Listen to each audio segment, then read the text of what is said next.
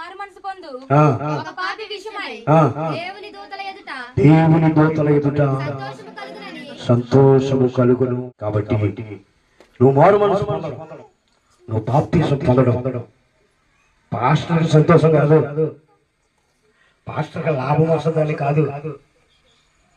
ఏంటది చెప్పండి? దేవునికి సంతోషం, దేవునికి స్తోత్రం. అంటే ఇప్పుడు నువ్వు ఎవరికి సంతోషం పుట్టిస్తున్నావు? దేవునికి సంతోషం పుట్టిస్తున్నావు. దేవునికి సంతోషం పుట్టించే వారిలో నువ్వు పాలి భాగస్థుడు అయ్యావయ్యా.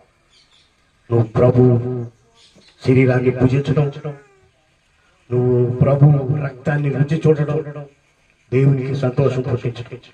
ఆయన అన్నాడు, ఈ కార్యక్రమం మీరు కొనసాగించండి అని చెప్పాడు. ఎంత ధన్యత!